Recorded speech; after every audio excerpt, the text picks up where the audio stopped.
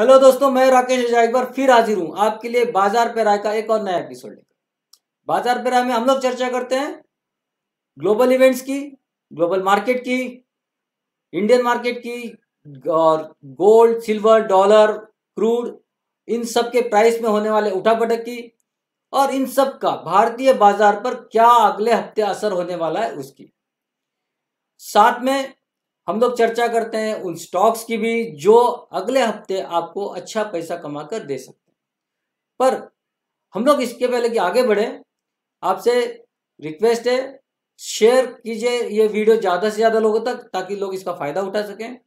आपने अगर सब्सक्राइब नहीं किया तो सब्सक्राइब कीजिए और अंत में अगर आपको ये वीडियो पसंद आया तो लाइक का बटन दबाना जरूर भूलिए और लाइक के साथ साथ कमेंट्स भी कीजिए ताकि आपके कमेंट्स के थ्रू हमें ये पता चल सके कि इस वीडियो को आपने कितना पसंद किया, क्या चीज़ें हैं जो आप और चाहते हैं और इसको हम लोग और बेटर कैसे बना सकते हैं। तो इसके पहले कि और आगे बढ़े, मैं आपसे एक और डिस्क्लेमर देना चाहता हूं कि मैं कोई सेबी रजिस्टर्ड एनालिस्ट या एडवाइजर नहीं हूं। यहाँ जो भी इंफॉर्मेशन मैं दे रहा हूं वो एक एजुकेशनल पर्पज से है। आप इस पे जो भी डिसीजन लेंगे, इसके ऊपर जो भी आप डिसीजन लेना चाहते हैं, उसके पहले आप अपने लीगल इन्वेस्टमेंट एडवाइजर से या इन्वेस्टमेंट एनालिस्ट से बात कीजिए और उसके बाद ही आप इसमें आगे डिसीजन लेके ट्रेड कीजिए।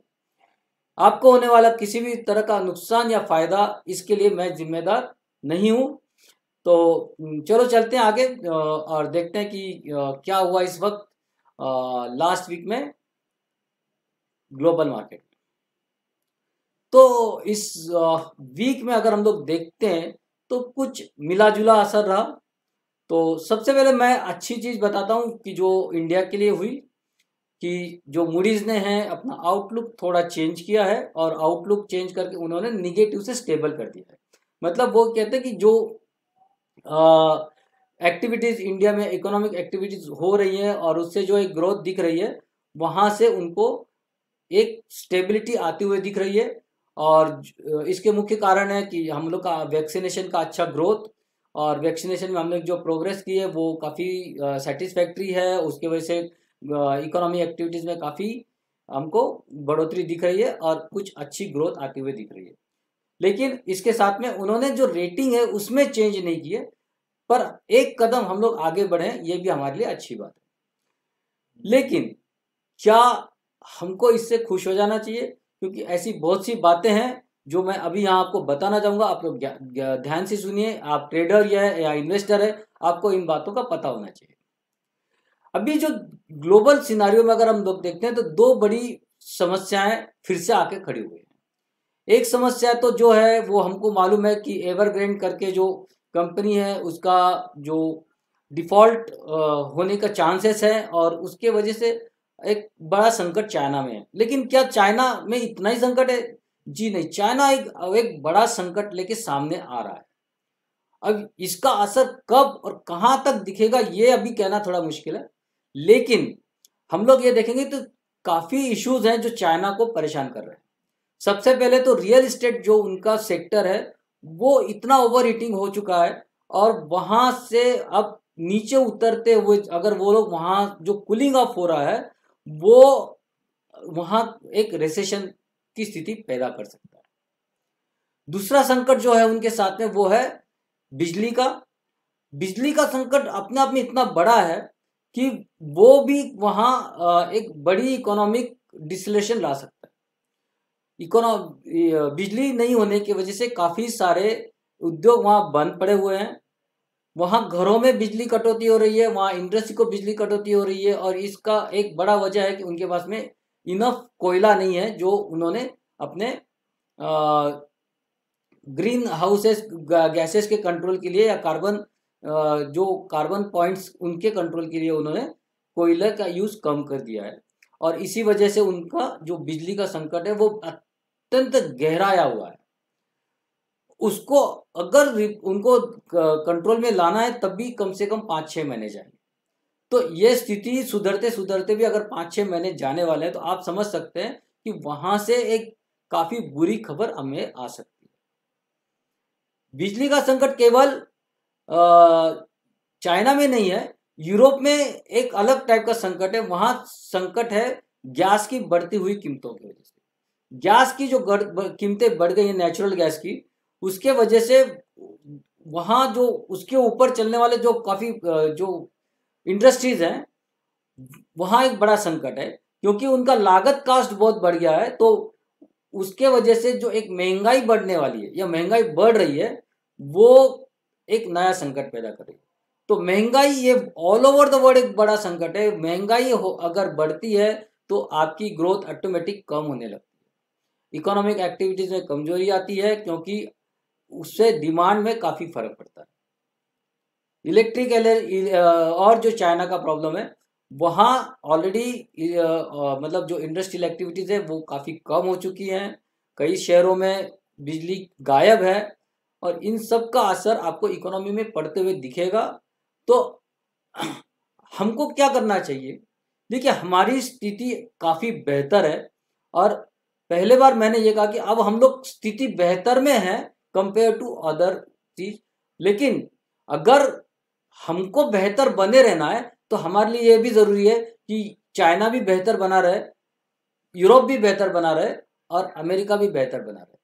क्योंकि फाइनली जो ग्रोथ आती है, हमारा एक्सपोर्ट, हमारा इंपोर्ट, और हमारे उस एक्सपोर्ट इंपोर्ट रिलेटेड हमारी जो उसके साथ में बाकी इंडस्ट्री भी जो है, सब सारी एक दूसरे से जुड़ी होती हैं। और इन सब पे अगर असर अच्छा, अगर हमारी ग्रोथ जो अभी अच्छी हो रही है उसको कंटिन्यूस होना है, तो ये ज़रूरी है कि हम ये सारे कंट्रीज में भी इकोनॉमिक एक्टिविटी बढ़ती हुए दिखे, ना कि घटती हुए। तो ये बेसिकली एक अभी मैं इनफेक्ट अलर्ट कर रहा हूँ, आप सबको ध्यान देना है, ध्यान रखना है, और हमेशा कॉशियस रहना है, ताकि अचानक से कोई बुरी खबर पर आप लोग डर ना जाए, पैनिक ना हो जाए। आप पहले से उसके लिए तैयार रहें। सिचुएशन खराब है, लेकिन क्या इसको वहां की गवर्नमेंट्स कंट्रोल कर लेंगी, या वो लोग इसमें से बाहर निकल पाएंगे या नहीं निकल पाएंगे, इसके ऊपर डिपेंड करता है कि हमको इसका क्या असर दिखता है। और ये असर आपको 1-2 महीने में होते हुए दिखाई देगा। तो ये था बेसिकली हमारा वीकली आउटलुक फॉर इंडिया और ग्लोबल मार्केट का। तो चलो चल के देखते हैं कि इन सब का हम लोग चार्ट पे क्या असर देख रहे हैं। हम लोग देखेंगे चार्ट पे, समझने की कोशिश करेंगे गोल्ड, सिल्वर और क्रूड, डॉलर, इन सब के हलचल को। साथ में आखिरी में मैं चर्चा करूंगा उन स्टॉक्स की जिसमें आप पैसे लगाकर अगले हफ्ते अच्छा पैसा कमा सकते हैं। तो चलो चलते हैं, देखते हैं चार्ट क्या बोल रहे हैं। तो दोस्तों देखते हैं कि चार्ट क्या कह रहे हैं। हम लोग ने देखा पिछले वीक में एक अच्छी रिकवरी वर्ल्ड मार्केट में आई है। काफ़ी गिरने के बाद में थोड़ा संभलने का कोशिश नैस्डैक ने किया है, डाउ ने काफ़ी अच्छी रिकवरी दी है, और यूके वहाँ भी आपको अच्छी रिकवरी आती हुई दिखी है। डैक्स, निकाई ने ज़रूर, निकाई में कोई खास रिकवरी नहीं आई है, और बल्कि नीचे ही बंद हुआ है। हांगकांग में भी एक अच्छी रिकवरी आई है, और चाइना में। तो जो एक हम लोग ने डाउनवर्ड ट्रेंड देखा था लास्ट वीक में, लास्ट इनफैक्ट 2-3 वीक में, यहाँ कुछ उसको ब्रेक लगता हुआ हमको दिख रहा है। हमारे लिए चिंता की बात है डॉलर। अगर डॉलर को देखते हैं तो डॉलर ने अभी 75 को क्रॉस किया है, और यहाँ से हमको एक कॉशियस होना चाहिए। अगर डॉलर आपको महंगा होता है तो हमारे लिए ये एक थोड़ी सी चिंता का विषय हो सकती है। तो इस वीक में हमको बेसिकली इन लेवल्स को मॉनिटर करना पड़ेगा, 75-50 का। अगर ये इसके ऊपर चला जाता है तो हमारे लिए थोड़ा सा प्रॉब्लम हो सकता है, और ये हमको हमारे स्टॉक मार्केट में भी हमको इसको रिफ्लेक्ट होता हुआ दिखेगा। अगर ये इशू है तो बैंक निफ्टी में एक अच्छी गिरावट भी हमको देखने को मिल सकती है। तो फिलहाल यहाँ ट्रेड करने का मेरा भी सजेशंस नहीं रहेगा। हम लोग देखेंगे, अगर आपको ट्रेड करना है तो 75-50 के ऊपर आप ट्रेड करेंगे और बाय साइड में, और आपको सेल करना है, जहाँ की मुझे एक्सपेक्ट है कि यहाँ से वापस से एक रेट, डॉलर का रेट गिर सकता है, ऐसी मेरी उम्मीद है। और वो हम लोग देखेंगे, अगर यहाँ से प्राइस नीचे आना शुरू करता है तो हम लोग यहाँ से सेल करेंगे। और सेल के बाद हमारा टारगेट होगा इस बार वीक के लिए 74 का। तो 1 रुपया का अभी भी हमको यहाँ से नीचे की ओर आ सकता है, अगर डॉलर रुपये में कुछ संभलता है तो। क्रूड ऑयल भी हमारे लिए मुश्किल बना हुआ है। क्रूड ऑयल भी एक नए हाई पे चल रहा है, नया हाई बना लिया उसने अभी का करंट में। और ये अगर इसी तरह से चलता रहा तो हमारे लिए ये भी एक दूसरी मुसीबत होगी। लेकिन अगर हम लोग इसको देखेंगे अर्ली चार्ट में तो हमारे लिए ये अपॉर्चुनिटीज़ है। यहाँ हम लोग बाय करेंगे 5973 के ऊपर, टारगेट होगा 6013 और 6051। तो ये दो टारगेट के लिए ही हमको अभी फ़िलहाल मुझे लगता है ट्रेड करना चाहिए, क्योंकि अगर क्रूड में ज़्यादा बढ़ोतरी आएगी तो वहाँ से हमको कुछ प्रेशर आते हुए दिखेगा और वहाँ से प्राइस वापस गिर भी सकती है। तो आप ध्यान रखिए कि यहाँ हमको दोनों तरफ कॉशियस रहना है। प्राइस नीचे अगर आती है 5920 के नीचे हमको सेल करेंगे, 5879 और 5844। बहुत ज़्यादा इमीडिएट बढ़ोतरी या मतलब गिरता हुआ मुझे यहाँ से नहीं दिख रहा है। शायद हम लोग इस वीक में इस रेंज में ट्रेड करते हुए देखेंगे। सिल्वर में हम लोग ने बहुत अचानक से उठापटक देखी है लास्ट वीक में। इनफैक्ट लास्ट डे में ही काफ़ी उठापटक हुई है अचानक से। ये दोनों और होते हुए देखा है, गोल्ड में भी और सिल्वर में भी। तो सिल्वर अब हम क्या करेंगे, यहाँ से 61898 मतलब 61900 के ऊपर बाय करेंगे 6200 700 के लिए। तो ये ऑलमोस्ट 800 पॉइंट की एक मूव हमको यहाँ से ऊपर की ओर देखने को मिल सकती है। अगर प्राइस नीचे आई तो 61690 के नीचे हम लोग बेचेंगे 61291 और 60907, ये दो टारगेट के लिए। ये मेरी वीकली रेंज है। अगर कुछ होता है तो आप यहाँ से ध्यान ये आपको रखना है कि यहाँ से ऊपर अगर आज चले जाते हैं तो यहाँ से आपको एक बार बेचने के लिए भी सोचना है। ओके, तो ये रेंज है। गोल्ड के लिए भी सेम हमने देखा, काफ़ी अचानक से एक बड़ा मूव आई और फिर वो वापस से नीचे भी आ गया। इन्हीं लेवल्स को देख के हम लोग ट्रेड करेंगे गोल्ड में। गोल्ड के लिए लेवल्स आपको देखना है, 4700 के ऊपर आपको बाय करना है, 47343 300 पॉइंट के लिए। मैं अभी इमीडिएट ज़्यादा मुझे लग नहीं रहा कि यहाँ से अचानक और भी कोई यहाँ से हमको लेवल देखने को मिलेगी। और अगर इसके बाहर भी निकला तो हम लोग एक और लेवल में आप लोग को दे देता हूँ, वो होगी 47590। तो 500 रुपये का आई गेस, हाँ, ये एक लेवल हम लोग को यहाँ तक आते हुए दिख सकता है। तो ये लेवल के लिए हम लोग ऊपर की ओर ट्रेड करेंगे, नीचे की ओर हम लोग ट्रेड करेंगे 46890 के 898 या फिर हम लोग 900 बोल सकते हैं। 46900 के नीचे शॉर्ट करेंगे, 46690 46500, ये दो लेवल के लिए। और अगर ज़रूरत पड़ी तो ये एक और लेवल मैं आपको दे देता हूँ 46300 350 के। तो ये 3 लेवल के लिए आप नीचे ट्रेड कीजिए। और ऊपर का लेवल मैंने दे दिया है आपको 47590 का। निफ्टी हम लोग ने देखा, निफ्टी में काफ़ी एक बहुत बढ़िया मूव हमको मिली पिछले वीक में। एक अच्छी गिरावट के बाद में हम लोग ने एक अच्छी मूव भी आए थे, देखी। वैसे काफ़ी उठापटक भरा हमारा ये वीक रहा। और पहले हम लोग नीचे थोड़ा सा ऊपर, फिर नीचे, फिर ऊपर, बस इसी तरह से एक रेंज में अभी भी हम लोग फंसे हुए हैं। अगर अब इसको ऊपर निकलना है तो अब हम लोग ट्रेड करेंगे 17941 के ऊपर। लेकिन टारगेट में मेरे पास में कोई बहुत ज़्यादा अपॉर्चुनिटी नहीं दिख रही मुझे। तो यहाँ से प्रोबेबली 18,100 बस ये लेवल्स हैं मेरे इस वीक के लिए। 18,000 तोड़ना शायद इसको थोड़ा सा अभी मुश्किल होगा, तो 18,050 ये मेरे लिए 100 या 150 पॉइंट का अब ट्रेंड है। अगर नीचे आता है तो हम लोग 17,838 के नीचे शॉर्ट करेंगे, 17,760, 17,644 ये दो लेवल के लिए।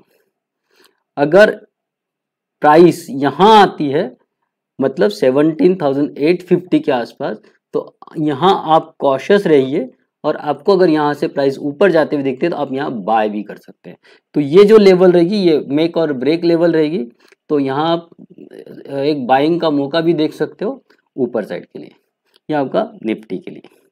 बैंक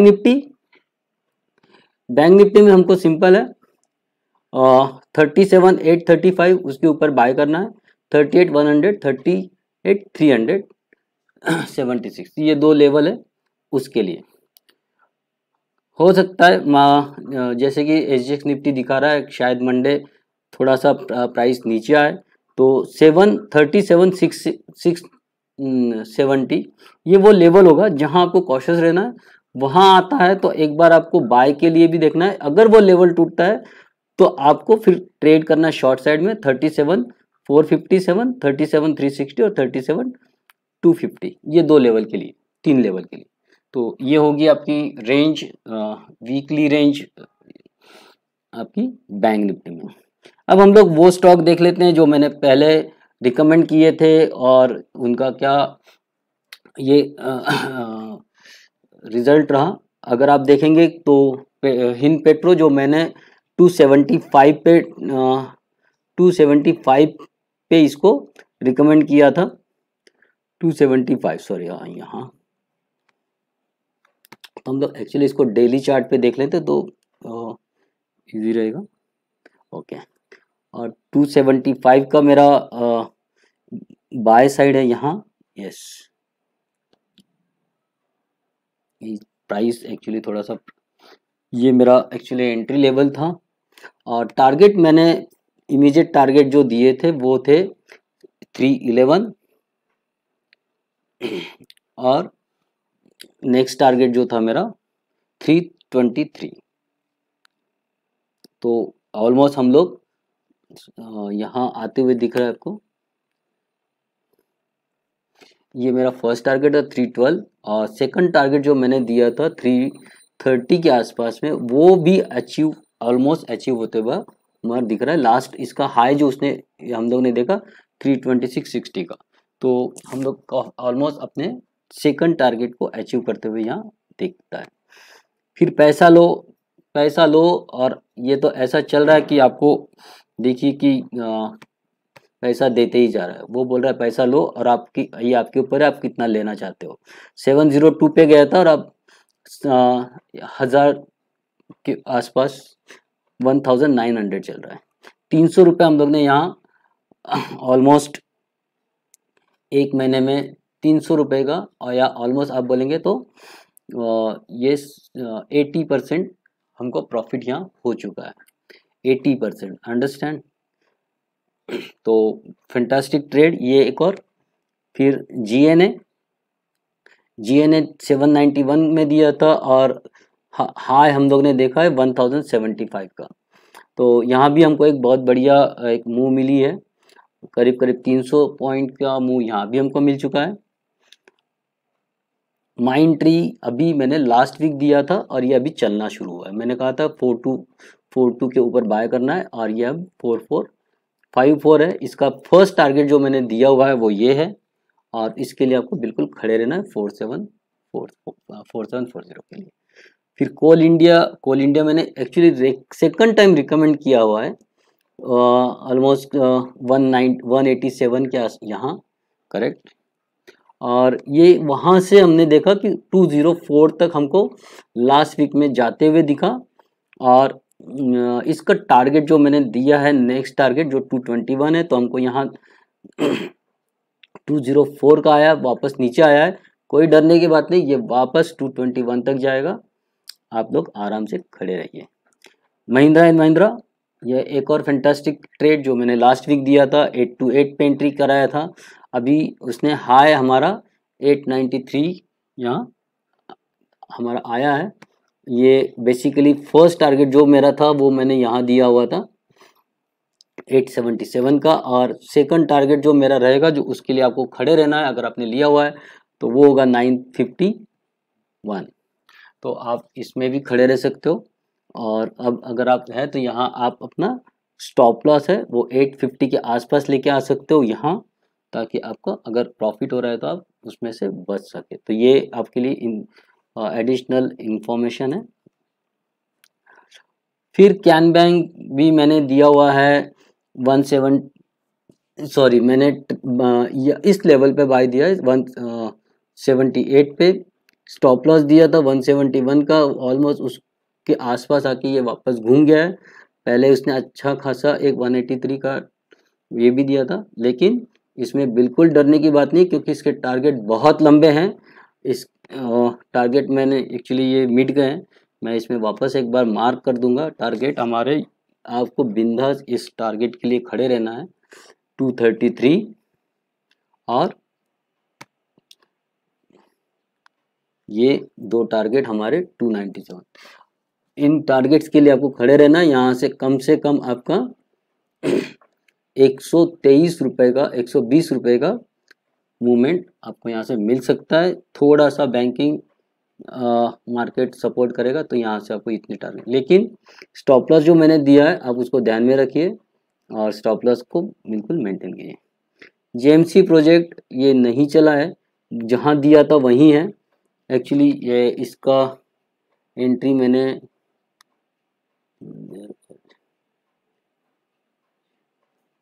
यहाँ दिया हुआ था। ओके, तो अभी भी हम लोग उसी के आसपास हैं, वहाँ कोई एंट्री अभी हुई नहीं। एलजी ब्रदर्स 453 पे दिया हुआ है, अभी 480 चल रहा है। यहाँ भी एक अच्छा मूव हमको मिल चुका है और आगे के टारगेट्स हमको जल्द ही यहाँ आते हुए दिखेंगे। आपको खड़े रहना है। ये एक्चुअली विदिंग हमारा नहीं चला है, लेकिन अभी तक हमारा इसमें स्टॉप लॉस भी नहीं हिट हुआ है। ये मेरा एंट्री पॉइंट है और ये मेरा स्टॉप लॉस दिया हुआ है, तो हम लोग अभी स्टॉप लॉस से बहुत लंबे हैं और आपको इसमें खड़े रहना है, कोई प्रॉब्लम नहीं। अब जो मैं स्टॉक्स आपके लिए लेकर आया हूँ नेक्स्ट वीक के लिए, जहां आप ट्रेड करके अच्छा पैसा कमा सकते हैं, और मुझे लगता है आपके लिए ये जो सेक्शन है मेरे वीडियो का, ये सबसे इम्पोर्टेंट सेक्शन होता है और इसी के लिए आप मुझे लगता है ज़्यादा उत्सुक रहते हो। तो फटाफट हम लोग देख लेते हैं कौन से स्टॉक्स हैं जो मैं इस बार आपके लिए लेकर आया हूँ। तो फर्स्ट है Rama Steel tube. Rama Steel tube में एक अच्छा मूवमेंट बना हुआ है और अच्छे मूवमेंट के बाद में एक कंसोलिडेशन हमने देखा, और कंसोलिडेशन के बाद में यह रेडी है एक नई अपमूव के लिए वापस से। तो हमको करना क्या है, इसमें 267 के ऊपर बाय करेंगे, टारगेट होगा 305, 350, 305, 350 और SL will be 245। This is Rama Steel Tube. Next is the Prince Pipe. Prince Pipe ने भी एक अच्छी मूवमेंट के बाद में यहाँ हमको एक अच्छा कंसोलिडेशन दिखाया है, और कंसोलिडेशन के बाद में ये वापस ये भी अपने ब्रेकआउट के लिए रेडी है, और इसीलिए इसमें हमको ट्रेड करना है। बाय करेंगे अब 750 के ऊपर, टारगेट होगा 845, 900, 990 और स्टॉप लॉस होगा हमारा 698 का। फिर देखेंगे रूट मोबाइल।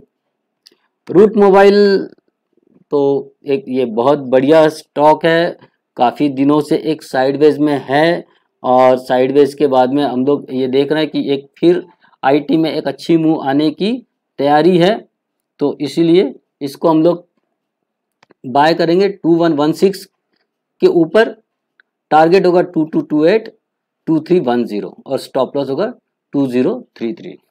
ये एक ऐसा स्टॉक है जो आप अपने पोर्टफोलियो में भी रख सकते हो लॉन्ग टर्म के लिए, इसका भविष्य बहुत अच्छा है। सोलार इंडस्ट्रीज, वाह, एक बहुत अच्छी मूवमेंट आ चुकी है इसमें, और यहाँ एक फ्लैग पैटर्न बना हुआ है वो हमको वो दिख रहा है, और ये फ्लैग पैटर्न का जैसे ही ब्रेकआउट होगा एक अच्छी मूवमेंट हमको यहाँ आते हुए दिख सकती है, और इसीलिए ये मैंने आपके लिए चुन के लाया हूँ।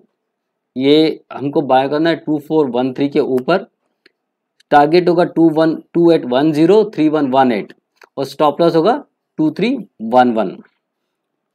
ये था हमारा solar. CDSL, this is again a gem stock. ये मेरा एक्चुअली ट्रेडिंग के हिसाब से मैं देता नहीं हूँ, आप चाहो तो इसको अपने स्टॉक पोर्टफोलियो में रख सकते हो, कभी भी नहीं बेचने के लिए। आप इसमें कभी भी मत बेचो, भले ही मैंने यहाँ स्टॉप लॉस दिया है, लेकिन ये सिर्फ ट्रेडर्स के लिए है जो इसमें लंबा खड़े रहने की जिनकी ताकत है, वो इसको अपने पोर्टफोलियो में हमेशा हमेशा के लिए रख सकते हैं। जब भी नीचे आता है इसमें आप ऐड करिए। तो अभी फिलहाल के लिए मेरा आपको सजेशन होगा कि इसको हम लोग बाय करेंगे 1321 के ऊपर, टारगेट होगा 1582 1765 2175। लंबे टारगेट हैं, आराम से खड़े रहिए। स्टॉप लॉस होगा 1216। ये उन लोगों के लिए जो केवल शॉर्ट टर्म ट्रेड करना चाहते हैं, अदरवाइज आप इसमें से कभी भी नहीं निकले, ये ऐसा स्टॉक है। सायंत, ये एक और स्टॉक है जो आपके लिए मैं लेकर आया हूं। ये इसको हम लोग बाय करेंगे 1117 के ऊपर, और टारगेट होगा 1239 और 1400, स्टॉप लॉस होगा 1044 का। एक और है एरिस लाइफ साइंसेज। ये भी काफ़ी दिनों से एक साइडवेज मूवमेंट में फंसा हुआ है, और इस बार मुझे ये उम्मीद है कि ये इस बार ज़रूर से ये ब्रेक करेगा, और जैसे ये ऊपर की ओर ब्रेक करता है हमको एक अच्छी मूवमेंट यहाँ वापस आते हुए दिख सकती है। तो बाय करना है 787 के ऊपर, टारगेट होगा 846 925, स्टॉप लॉस हम लोग रखेंगे इसके लिए 742 का। एक और IT स्टॉक FSL, ये भी एक बहुत बढ़िया कंपनी है। एक अच्छा मूवमेंट दिया, फिर छोटा सा रिट्रेसमेंट, और अब नए एक हाई के लिए रेडी। तो हम लोग यहाँ बाय करेंगे 211 के ऊपर जो कि कल का क्लोज है, और फिर 242 और 300, ये दो टारगेट्स होंगे। स्टॉप लॉस होगा 192 का। आराम से इसमें ये भी एक बहुत अच्छी कंपनी है, आप इसमें खड़े रह सकते हैं। और आज का आखिरी स्टॉक होगा इन्फोबिन।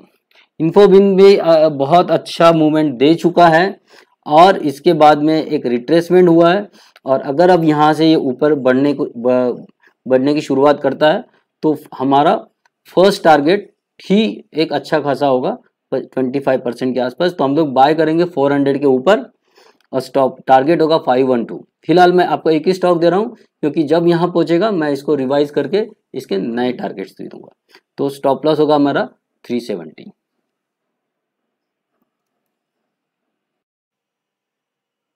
तो दोस्तों ये था मेरा ये इस वीक का आउटलुक। हमने चर्चा की ग्लोबल मार्केट की, मैंने काफ़ी सारी चीज़ों से आपको अवगत कराया, और मुझे उम्मीद है कि इन सब से आपको काफ़ी जानकारी मतलब उपयोगी जानकारी मिली है, और आपको ये अपने ट्रेडिंग में हेल्पफुल रहेगी। अगर आपको ये इशू अच्छा लगा, ये वीडियो अच्छा लगा, तो आप लाइक करना ना भूलें, कमेंट्स करें और लोगों के साथ शेयर करें।